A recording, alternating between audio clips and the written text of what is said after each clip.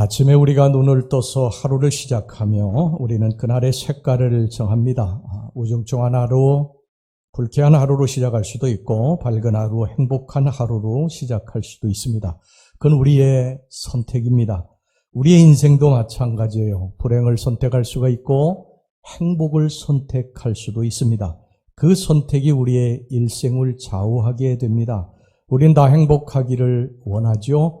그래서 내 삶이, 내 상황이, 환경이 행복해지면 내가 행복할 거라 절대 그렇지 않습니다. 내가 행복해지기로 선택할 때 하나님께서 우리에게 역사하셔서 우리의 삶에 행복한 상황을 만들어 주시는 것을 믿으시기를 바랍니다. 우리가 슬퍼서 우는 것이 아니라 울어서 슬픈 것입니다. 우리가 행복하기로 선택하면 우리 인생도 매일매일 행복하게 살 수 있어요. 자, 우리가 이 매일매일 정말 행복하게 살기 위해서는 하루씩 살자.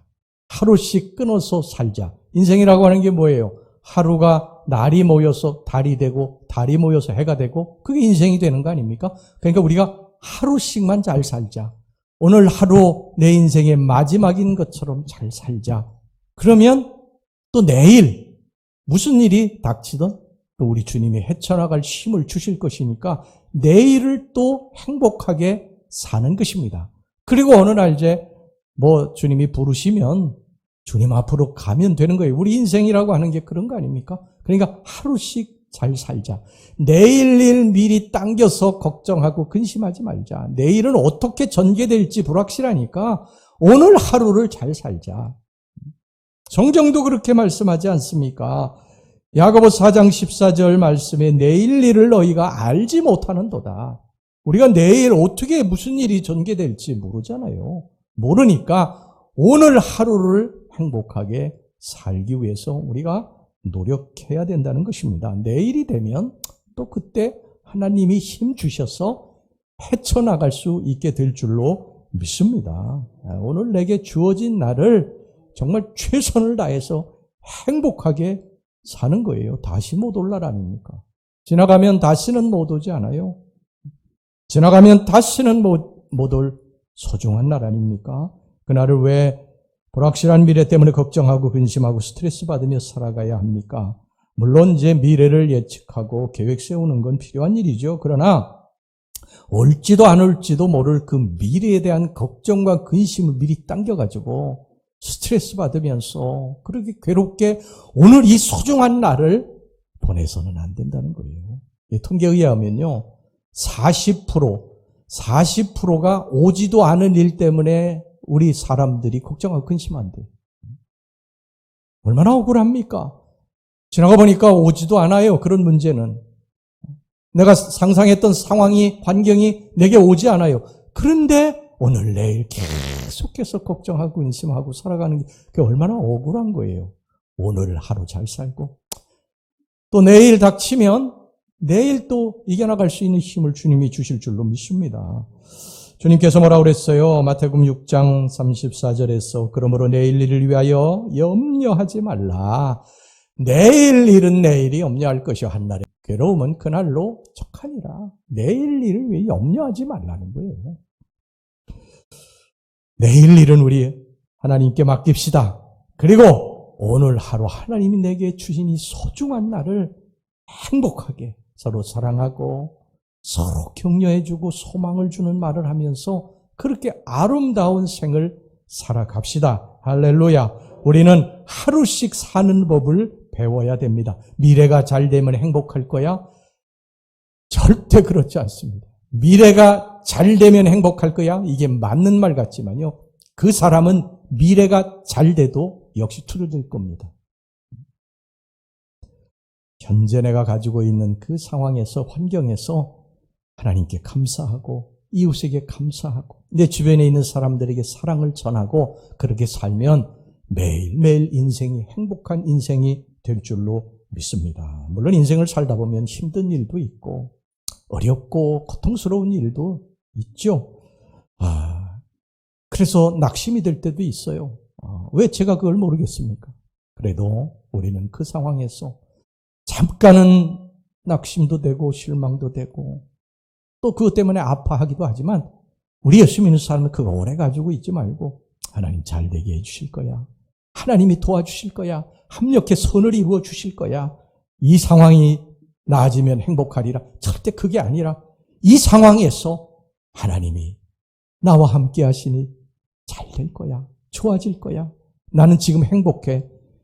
이러면 여러분 우리 인생은 그 믿음대로 그 생각대로 행복해질 줄로 믿습니다. 중국의 강제노동 수용소에서 18년 동안이나 노역했던 그런 죄수의 이야기입니다. 이 사람은 그리스도를 믿는 예수 믿는다는 그 이유 때문에 이 공산당 정권이 똥오줌 처리하는 일을 맡겼어요. 똥오줌 처리하는 일이 이게 너무너무 냄새가 나기 때문에 모든 사람들이 그 죄수들이 어느 누구도 가기를 싫어했어요. 왜냐하면 거기서 며칠만 일하면 온몸에 그 똥오줌 냄새가 배가지고 사람들이 근접도 하지 않았기 때문에 거기 가는 걸 제일 두려워했습니다. 그런데 이 예수 믿는다는 것 때문에 그 사람을 글로 보냈어요. 이 사람이 며칠간 이제 똥오줌 그 퍼내는 일을 하고서 보니까 냄새가 아무리 씻어도 지워지지를 않습니다. 사람들이 거리감을 둔 거예요. 간수들조차도 코를 막고 그에게 가까이 오지를 않았습니다. 그런데 그는 그런 상황 가운데서 하나님을 향한 찬양과 감사를 오히려 올리게 됩니다. 꽃밭을 발견했다고 하나님 앞에 노래하는 거예요.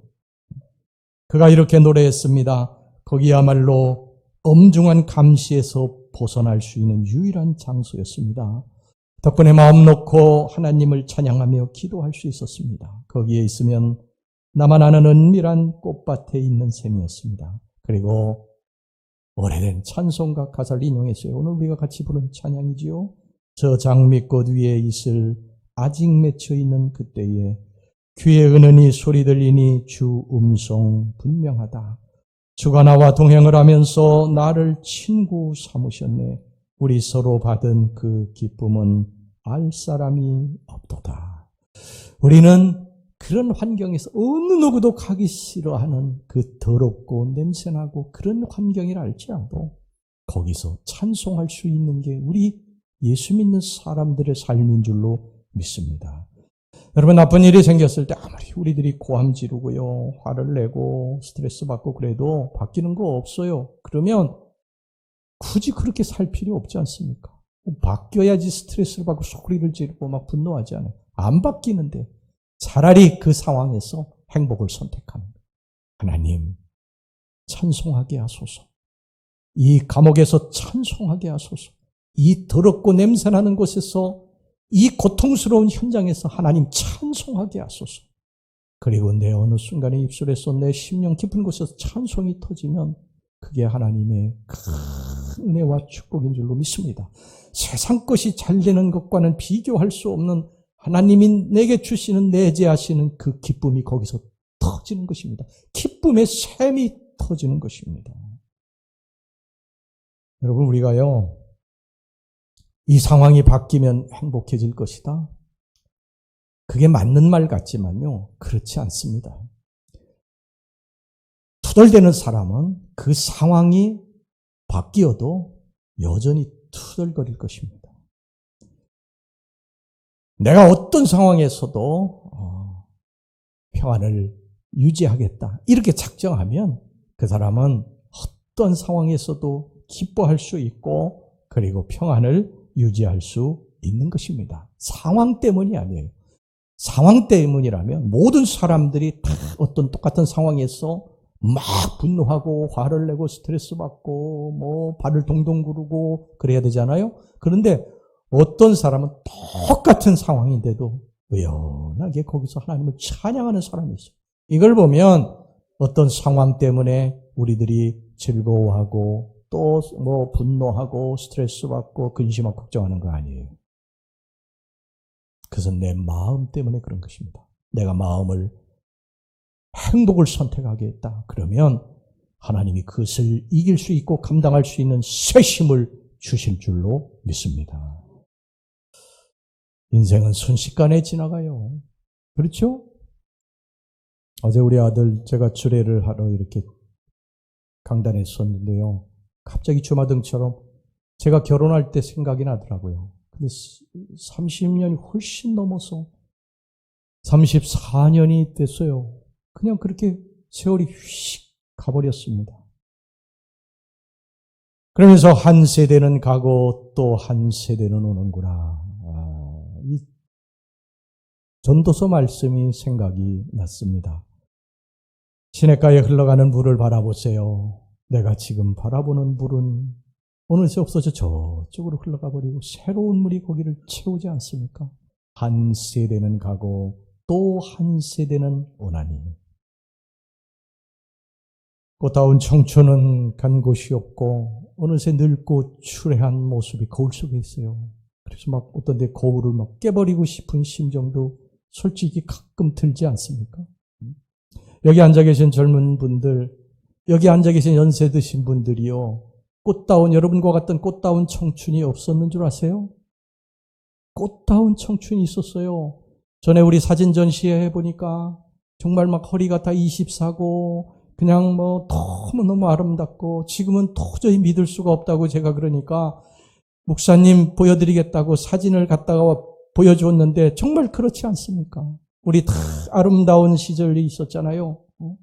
운동장을 몇 바퀴 돌아도 금방 또다시 그냥 뛰어다닐 수 있는 힘이 있었지 않습니까?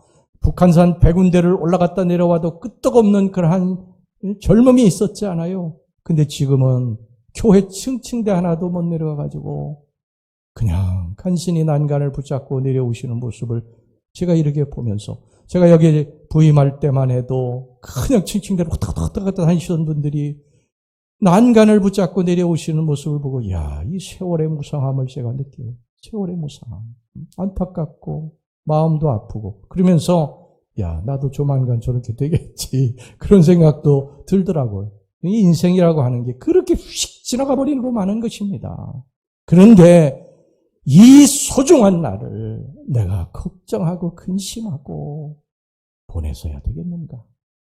하루하루 행복하게 보내도 짧은 인생인데 하나님이 주신 이 축복의 날을 내가 그렇게 보낼 수는 없지 않습니까? 시편 기자가 뭐라고 합니까? 이 날은 주의 날이라 기뻐하고 즐거워하라.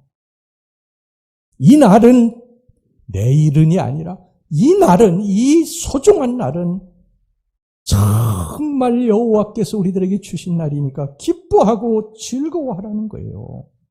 하나님이 내 상황을 바꿔주시면 내가 행복할 거야, 웃을 거야, 찬송할 거야? 절대 그렇지 않습니다. 결혼을 못한 사람은요, 결혼만 하면 행복할 텐데 그렇게 투덜거립니다. 그런데 그 사람은 결혼한 후에 틀림없이 이렇게 말할 거예요. 내 남편이 돈 좀 많이 벌어왔으면 그러면 행복할 텐데. 근데 그 사람은요, 남편이 돈을 많이 벌어와도 또 투덜댈 것입니다. 왜냐하면 불평거리를 또 손에 쥐고 있으니까. 사람들은 결혼해서 아이가 생기면 힘들다고 불평해요. 우리 아이가 기저귀 신세라도 좀 면했으면. 그러다가 몇 년 지나면 이렇게 말합니다. 아이들이 학교에 가가지고 좀 내가 마음대로 쓸 수 있는 여가 시간이 있으면 좋겠다. 그래, 아이가 이제 학교를 졸업을 해요. 그리고 대학에라도 들어갑니다. 그러면 야, 대학교 들어갔으니까 이제 행복하겠다. 그럴 것 같죠? 대학에 들어갔더니 애들이 시간이 없다고 부모하고 대화도 안 합니다. 바쁘다고. 그러니까 뭐라고 그러는 줄 아십니까? 아유, 옛날이 좋았네. 옛날에. 직장에서도 말합니다. 내가 이 직장만 아니면 행복할 텐데, 내가 이 직장 상사만 없으면 행복할 텐데. 여러분, 직장을 바꿔도 이 사람은 행복하지 않습니다. 직장 상사가 없어지고 다른 직장 상사가 와도 그 사람은 행복하지 않아요. 한 통계를 보니까요, 직장인 가운데 3분의 1은 일하기가 죽기보다 싫다고 했고, 3명 가운데 2은 자신에게 어울리지 않는 직장에 다닌다고 했고요. 많은 사람들이 직장에서 일을 하면서 만족을 느끼지 못한다고 그랬어요. 자살 사건은 대부분 주일날 저녁에 일어난답니다. 월요일날 출근하기 싫은 마음이 중압감을 주는 거예요. 그리고 심장마비는요, 월요일날 아침에 제일 많이 일어난답니다. 출근하기 싫으니까. 이렇게 불평만 하다가 세월은 유수와 같이 흘러갑니다. 행복할 때를 기다리지만 행복한 때는 오지 않습니다. 안 됩니다. 이렇게 살다가 우리의 짧은 인생을 마감할 수는 없지 않습니까? 오늘 우리에게 주어진 이 날, 이 정말 소중한 날을 우리 감사하며 기뻐하며 서로 사랑을 나누며 사람들에게 복을 전하며 좋은 말을 하고 사람들을 기쁘게 하고 우리 그렇게 살아갈 수 있기를 주의 이름으로 축원합니다. 우리는 가끔 이제 뒤를 돌아다보면 회상에 잠길 때가 있어요. 그렇죠? 그때가 좋았는데. 저도 이제 가끔 그런 생각을 좀 해봐요. 야, 그때가 참 좋았는데, 그때가 좋았는데. 그런데 가만히 생각해 보니까 그때는 좋았는데 하고 회상하던 그 시절에는 좋은 걸 몰랐어요. 그때가 정말 좋은 시간이었는데. 세월이 지나고 보니까 그때가 좋았어요. 그런데 그때는 몰랐어요. 그걸 몰랐어요. 그러면 우리가 한번 이렇게 생각해 봅시다. 지금 우리가 투덜대고 불평하는데 세월이 지난 후에 이 시간을 뒤돌아볼 때 우리는 과연 어떤 생각이 들겠습니까? 그때 정말 좋은 시간이었는데 지금에 비하면 너무너무 좋은 시간이었는데 왜 그걸 몰랐을까? 왜 그때 그렇게 힘들게 고통스럽게 살아갔을까? 미래에 대해서만 걱정하고 염려했을까? 이런 생각이 들지 않겠습니까? 그러면 행복을 뒤로 미뤄서는 안 됩니다. 문제가 해결이 되면 돈을 좀 벌면 집을 장만하면 자녀가 장성하면 사업이 번창하면 빚을 다 갚으면 그때 행복할 거야. 그러다 보면 좋은 인생 다 가버립니다. 현재에서 이 상황에서 행복을 선택하고 살아가시기를 주의 이름으로 축원합니다.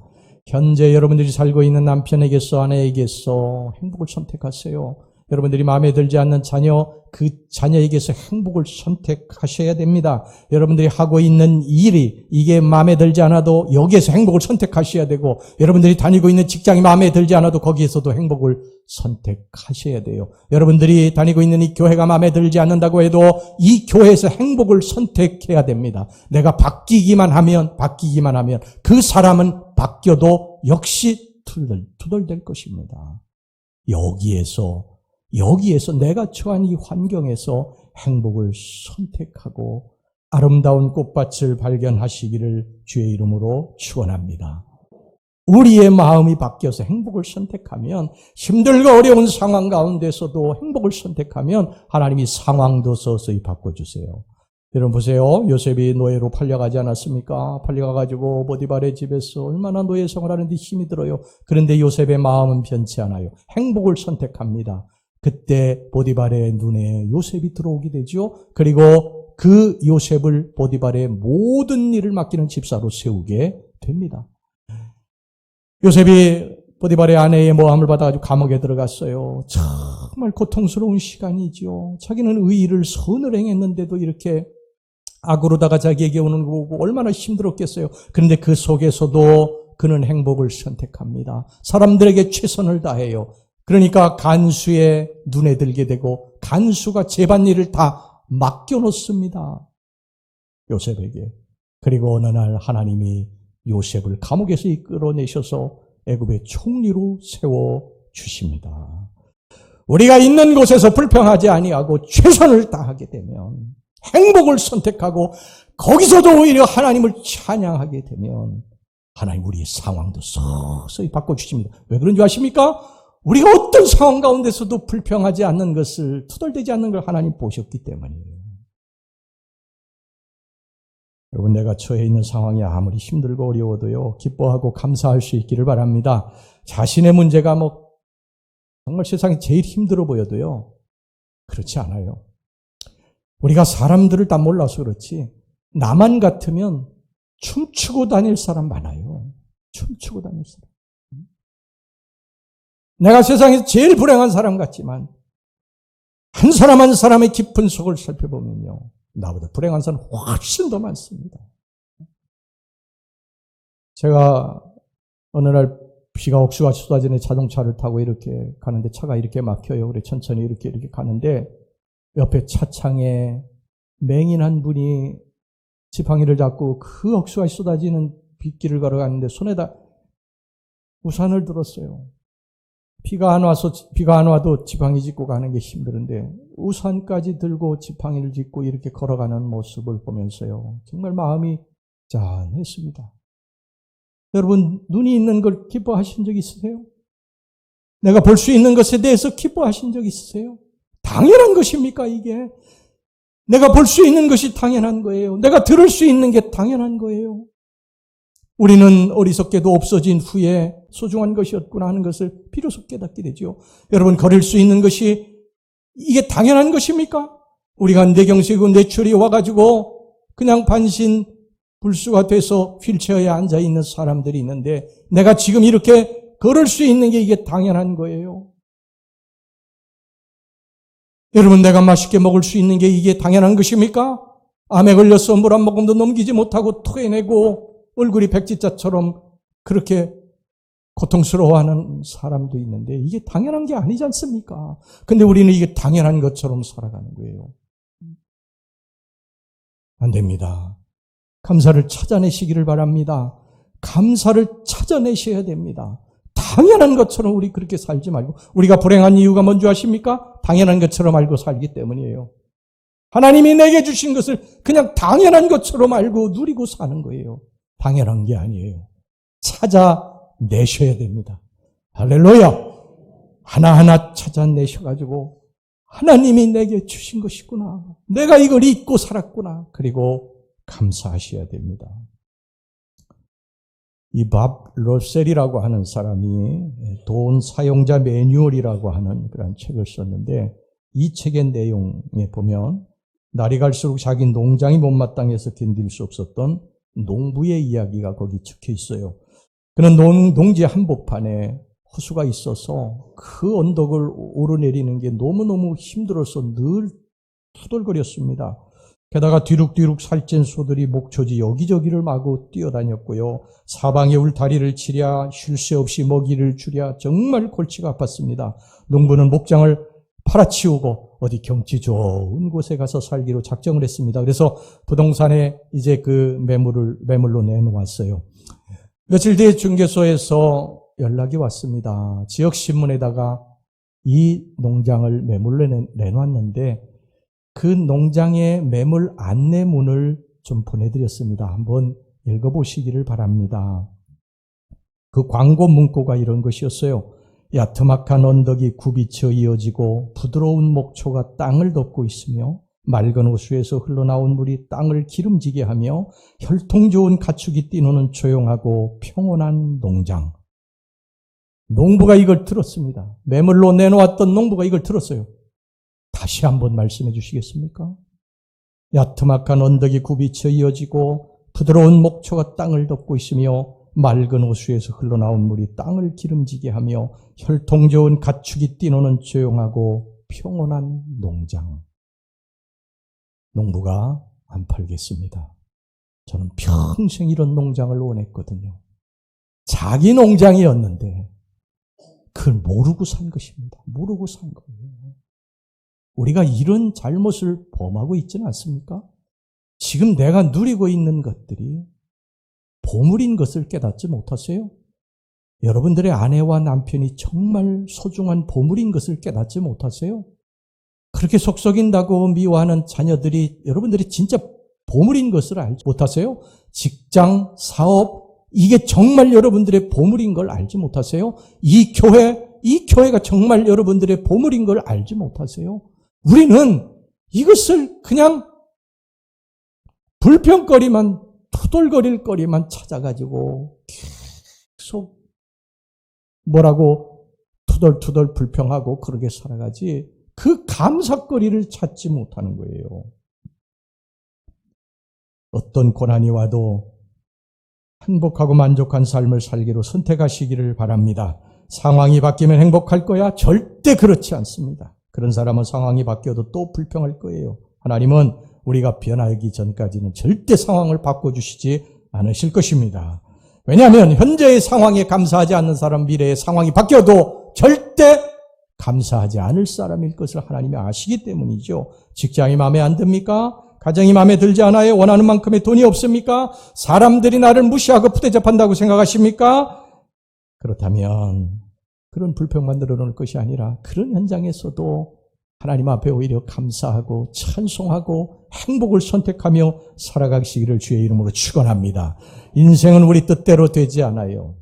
절대로 우리 뜻대로 되지 않아요. 여러분들이 인생을 살아봐서 아시지 않습니까? 젊은이들은 모르지만 연세가 드신 분들은 다 알아요. 인생은 내 뜻대로 되어주지 않아요. 그러므로 상황에 관계없이 거기서 감사해야 됩니다. 내 마음에 들지 않는 상황도 우리가 믿는 하나님이 주시는 상황이기 때문입니다. 그걸 잘 받아들이고 거기서 감사하면 하나님이 우리의 상황도 바꿔주실 줄로 믿습니다. 지금 우리가 처한 상황은 우연히 생겨난 것이 아니에요. 하나님이 그런 상황을 주신 데는 분명한 이유가 있습니다. 단지 우리가 이해하지 못할 뿐이에요. 육의 눈으로만 바라보기 때문에 이해가 안 되는 것뿐인 것입니다. 먼 훗날여 세월이 지난 후에 알게 될 거예요. 하나님은 그 상황에서 우리가 어떤 태도를 가지는지 유심히 살펴보십니다. 그 고난의 현장에서 우리들이 불평불만을 쏟아내는지 아니면 기쁨과 감사를 선택하는지 보십니다. 우리는 보통 형통할 때만 하나님이 우리들을 인도하신다고 생각하는데 그렇지 않습니다. 삶이 내 뜻대로 되어지지 않을 때도 하나님은 우리를 인도하시는 줄로 믿습니다. 현재 스트레스가 너무 큽니까? 걱정, 근심이 많습니까? 배우자 때문에 속이 많이 상하십니까? 자녀로 인해서 골머리가 아픕니까? 회사에서 동료들과 갈등으로 짜증이 납니까? 먹고 살기 위해서 밤낮으로 뛰어다니는데도 벌이가 시원찮아서 낙심이 돼요? 그래도 우리는 불평하지 말고 하나님을 선택합시다. 하나님을. 우리는 하나님 믿는 백성들 아닙니까? 하나님이 잘되게 해주실 것을 믿는 것입니다. 하나님이 인도해 주실 것을 믿는 것입니다. 잠언서 20장 24절에 사람의 걸음은 여호와로 말미암나니 사람이 어찌 자기의 길을 알 수 있으랴. 지금은 잘 모릅니다. 하나님이 인도하시는 길은 우리 눈으로 보면 터무니없어 보이기도 해요. 그러나 하나님 만물을 주관하십니다.